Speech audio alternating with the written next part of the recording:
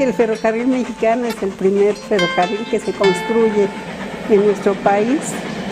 Se solicita en 1833, pero pasan varios años para que realmente se lleve a cabo la construcción, porque toda esa la primera mitad del siglo XIX hay un ambiente bastante complejo de intervenciones en nuestro país. Y todavía más, en 1862 se da la intervención francesa con la conocida batalla del 5 de mayo. Entonces realmente para la construcción del ferrocarril se inicia y se avanza, mejor dicho, entre 1865 en adelante. ¿Por qué no se había podido construir? Primero porque se necesitaba mucho capital para traer las máquinas y traerlas del extranjero hacia México. Segundo, porque no había la suficiente tecnología y les costó mucho trabajo la construcción, sobre todo en esta parte que subía el ferrocarril por Maltrata. Entonces las primeras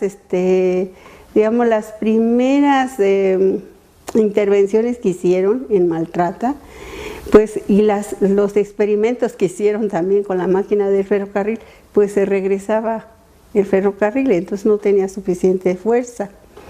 El ferrocarril interoceánico fue de alguna manera a la par la línea competitiva con el ferrocarril mexicano. El ferrocarril mexicano, todos sabemos que es la primera ruta que se estableció en México en 1873, que es la ruta que va de Veracruz a la Ciudad de México vía por las cumbres de Maltrata. Y el ferrocarril interoceánico fue un ferrocarril de alguna manera que se establece como una demanda ante los empresarios poblanos como los empresarios jalapeños donde no llegó el ferrocarril. Entonces se decide hacer este ferrocarril para los años de 1892 y se establece como una línea de competencia. El tren interoceánico es un proyecto que tenía la intención de unir dos puertos, el puerto de Veracruz con el puerto de Acapulco. Y claro, que uniera la capital con estos dos puertos porque son los principales en el país. Sin embargo, pues no había suficiente capital y como le digo, se fueron construyendo pequeños ramalitos por compañías privadas en diferentes lugares. Entonces se forma de dos contratos, un ferrocarril que iba a salir de México y pasar, enlazar Morelos y llegaría a Acapulco, y otro contrato que saldría de México e iría hacia Veracruz, pero las construcciones no iniciaron así, bueno, y no se terminó hasta Acapulco esta idea, pero sí se terminó el interoceánico hasta Veracruz. La idea original era que de San Marcos partiera esa línea del ferrocarril pasando por Zaragoza, Teciutlán y llegara hasta la barra de Nautla. Y ahora habría que conectar y adquirir otra línea que estaba de estos contratos que llegaría hasta Nautla, un ferrocarril que se pensaba llegaría a Nautla, pero que no se construyó nada porque no se empezó de Nautla para acá, sino que se empezó de San Marcos para allá y adquiere ese ferrocarril que iba de San Marcos a Los Virreyes y adquiere el otro ferrocarril que era el Teciutlán-Nautla, y entonces los refunde en una sola concesión, en un solo contrato, y entonces construye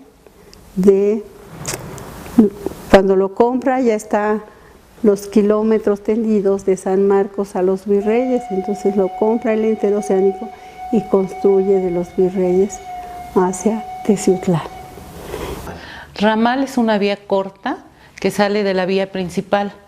En este caso era la vía principal México-Veracruz, con una parada en Puebla.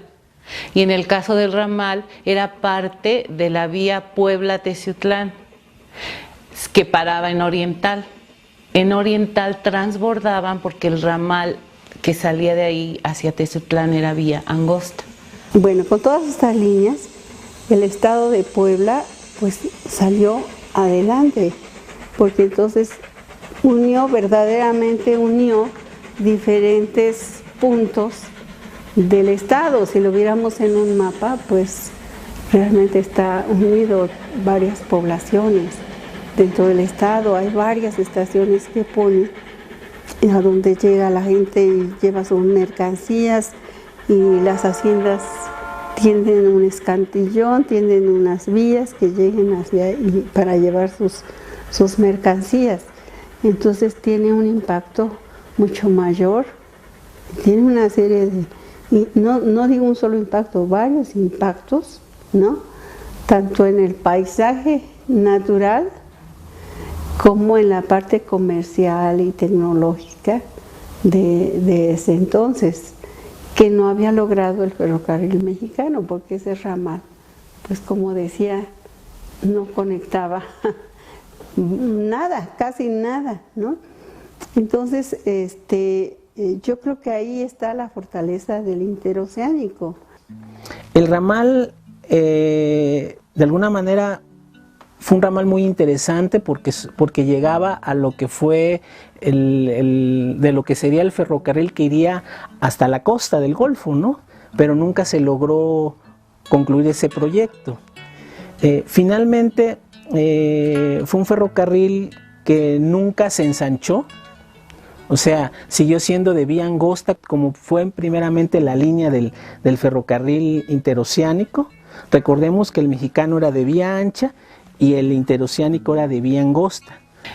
Pues no está registrado como específicamente se hizo por esto, pero seguramente fue para conectarlo con Oriental, conectar Teciutlán con Oriental, y al conectarlo con Oriental lo conectaba con Puebla, México, Veracruz y Jalapa. Digamos que ya el 5 de mayo de 1900 se inaugura esta línea de San Marcos Virreyes, pero lo que hace este ferrocarril son dos cosas: una, extender la línea hasta Teciutlán, y en segundo lugar, pues construir estas estaciones tan hermosas, tan grandes. Todos los preparativos para la llegada del tren, hay muchas crónicas referentes a ello, que los teciutecos ya estaban ansiosos porque ver llegar la locomotora, hasta hacían apuestas en los bares, en los restaurantes de aquel tiempo. Y se llega a la fecha, el 5 de mayo de 1900, por supuesto que tenía que ser un 5 de mayo para que pudiera llegar la primer locomotora. Te mencionaba que hay cronistas que refieren ese hecho: Ignacio Machorro y también Ernesto Bello Martínez, son los cronistas que dejan para la posteridad de cómo se desarrolló ese día. Fue una algarabía, fue un regocijo, las personas, más de 5,000 gentes se menciona, que estuvieron apostadas ahí en la estación del ferrocarril para esperar y ver llegar ese monstruo de fierro que mucha gente había escuchado que existía, el ferrocarril. Por supuesto que llega con la bandera tricolor, llega con una estampa preciosa de las madrinas del ferrocarril, por supuesto dándole su lugar a Porfirio Díaz por haber sido el principal promotor de que la sierra tuviera su ferrocarril. Y bueno, era un ferrocarril de alguna manera que dentro de la región oriental Teciutlán de la Sierra Norte tenía una importancia vital para toda la parte del comercio. Y el beneficio que nos trae es el flujo de gente. la diversidad de etnias, de grupos, porque en la parte de la Sierra Norte hay mucha gente que habla incluso hasta 2 idiomas, que puede ser el totonaco como puede ser el náhuatl, y conjuntado con la gente de aquí que habla solamente español, el comerciar pues los va a enriquecer, porque entonces empieza una aculturación entre un grupo y otro que finalmente para el que comercia le hace bien. La máquina 143 es de vía angosta. Esta es la que corría de aquí de Oriental a Teciutlán. Aquí hubo la máquina la 142, 143, 144, la 76, la 77, la 78, 79 y parece que 80 son las máquinas de vapor que anduvieron acá. Posteriormente, cuando llegaron las máquinas diésel eléctricas, llegaron las máquinas con serie, máquina 5400, 5401, 5410, 5412, 5427, y trajeron de allá del norte, del Coahuila a Zacatecas, unas máquinas que se llamaban la 801 y la 802, que bien todavía lo recuerdo.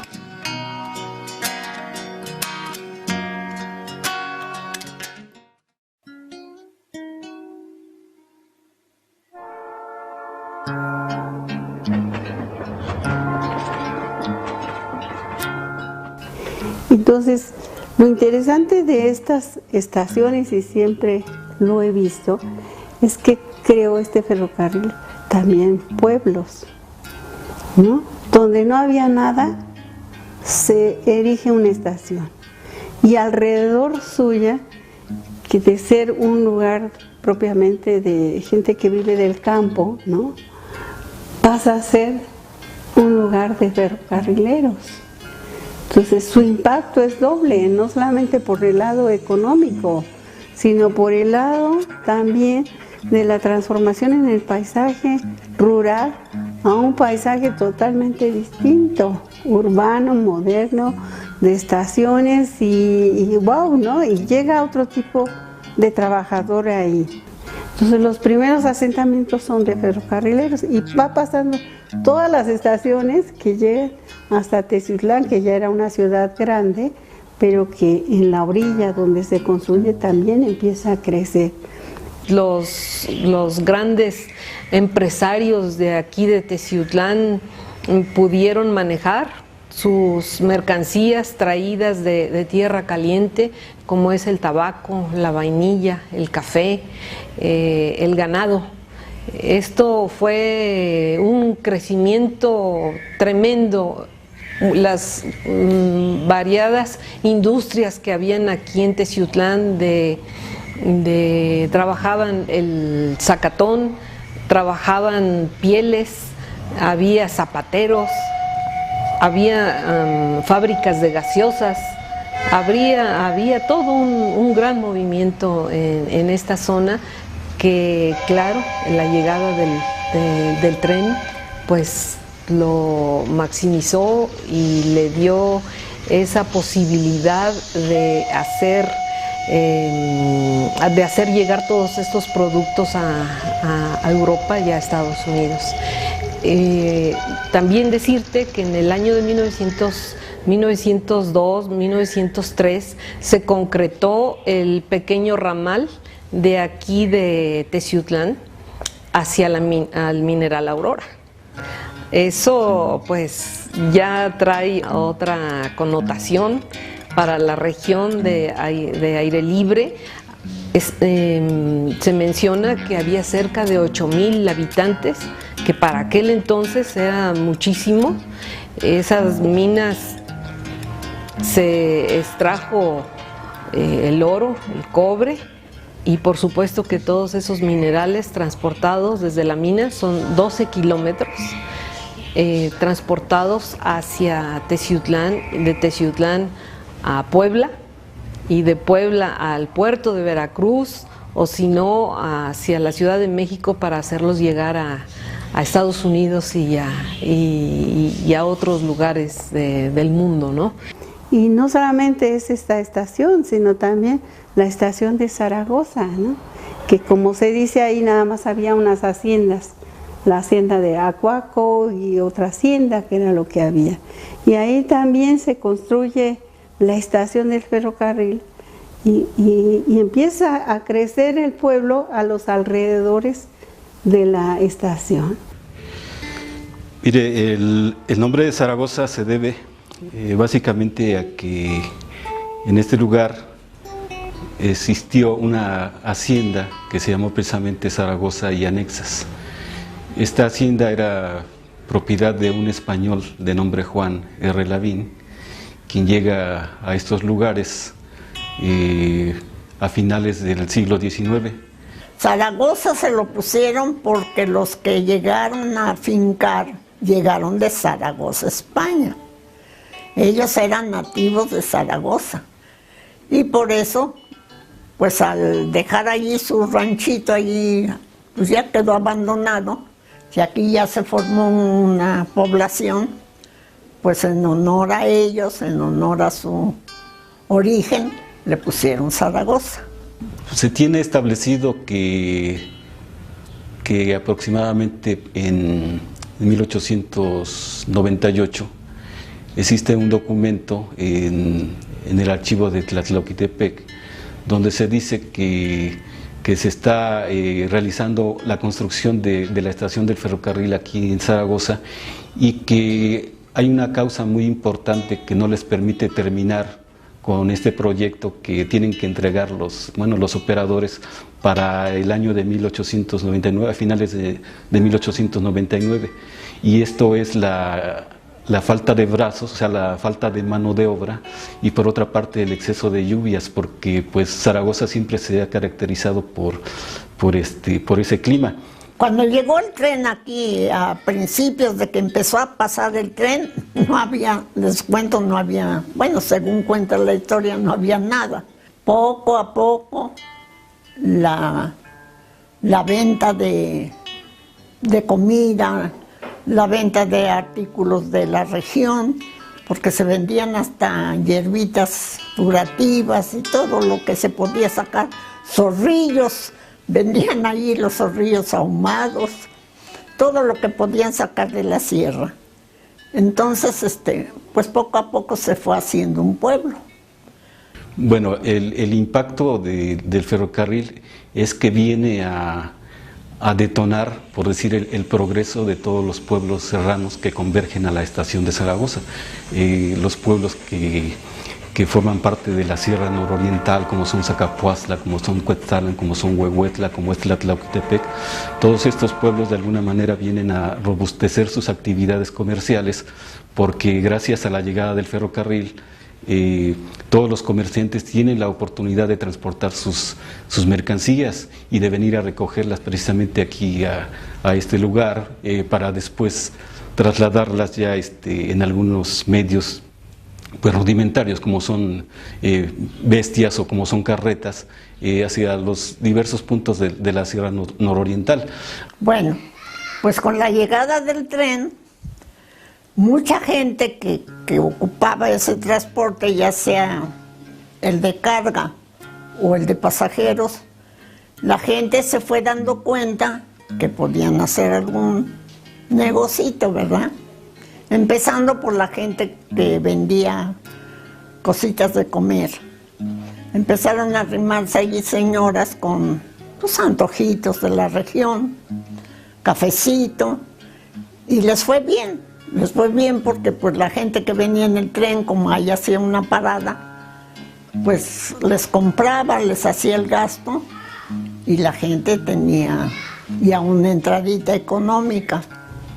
La llegada del tren a Zaragoza implicaba una fiesta, porque llegaban gentes de muchos lugares a presenciar la llegada del ferrocarril, inclusive para viajar en él.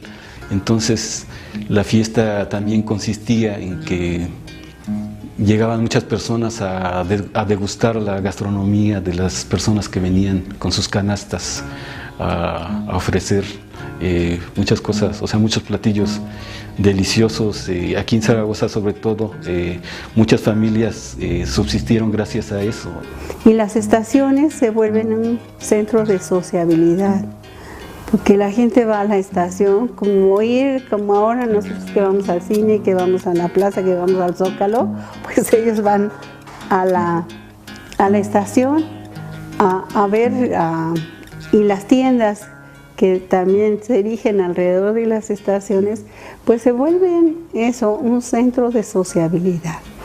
No se puede hablar de centros nada más como en las ciudades donde está el centro del poder, ¿no? Está el Palacio de Gobierno, el Palacio Municipal, sino ahí la estación es el centro, es el principal centro. Entonces, esa es una condición más de lo que hace el ferrocarril. Ahora, ¿de aquí a dónde vamos? ¿De Libres vamos a Oriental o vamos a Teciutlán? ¿O vamos a la Hacienda de Concepción? ¿O vamos a Zaragoza? ¿O vamos a Zautla? Donde quiera que vayamos, pues son tramos cortos. Pero justo para que esto mueva a esta población definitivamente. La convivencia de la gente que trabaja, aquí hay alrededor de unas 50 personas originarias de este lugar que están involucrados en el manejo, en el arreglo, en los traslados del ferrocarril. Ellos que se convierten en una especie de familia que donde se paran todos es una algarabía, es una romería por tantas cosas que platican. Entonces enriquece tanto la tradición oral como el comercio y la necesidad que cubre a cada una de las personas. Y los costos para esta gente pues son mínimos, porque o es carga y es muy barato, o es pasaje, pero también es muy barato. Y en el caso de Oriental pues es un ejemplo de una población que es prácticamente de ferrocarrileros, ¿no? Que además han crecido muchas generaciones ahí, de hijos que han salido a estudiar, pero que para ellos es un orgullo ser hijos de ferrocarrileros, ¿no? Aquí Oriental tuvo dos patios que se nombraron de Vía Ancha y de Vía Angosta. El de Vía Angosta estaba de parte en medio del taller y la estación. El de pasajeros lo mismo, llegaba, pero ese sí metían el tren de Vía Ancha de este lado, y la gente que se bajaba a transbordar ya estaba formado el de Vía Angosta en una vía principal, y toda la gente, y viceversa también hacía lo mismo, pero había que atravesar la estación, ¿sí? Y era mucho movimiento. A las 11 de la mañana, 10, 11, llegaban, era la hora de pasajeros, mucha gente que llegaba, y sobre todo gente que vendía de comer. Había personas ya muy nombradas que, no, los tamales de fulanito están bien buenos, el café de fulano, pues ya en la noche, eso era en la noche. Sí, a las 3, a la 1 de la mañana. Sí. A mí me gustaba mucho ir con mi papá a cobrar. Era un carro pagador el que traía las listas de lo que tenían que pagarle a cada trabajador aquí en Oriental. Venía toda la línea desde Jalapa, Oriental, Puebla y regreso otra vez hasta Veracruz. Entonces, toda la gente, nos íbamos yo con mi papá ahí a la entrada del pueblo, y ahí estábamos esperando al pagador para cuando llegara. Todos se ponían a formar. Luego mi papá, si llegaba un poquito tarde, veíamos que del tren de Teciutlán venían las marchantitas con manzanas, con peras, con ciruelas. Otras personas vendían a la hora del paso de pasajeros gorditas, tamales, café, atole, pulque. ¿Cómo no va uno a recordar todos esas cosas que hacíamos? Había unas personas que decían esto de ¿quiere pulque? Pero hasta le hacían con esa plaguita bonita de que quiere pulque. Oriental específicamente e independiente del ramal fue un centro ferrocarrilero muy importante. Oriental conectaba Puebla con Veracruz, conectaba hacia México, conectaba hacia Teciutlán, y entonces aquí el centro ferrocarrilero más que Teciutlán era Oriental.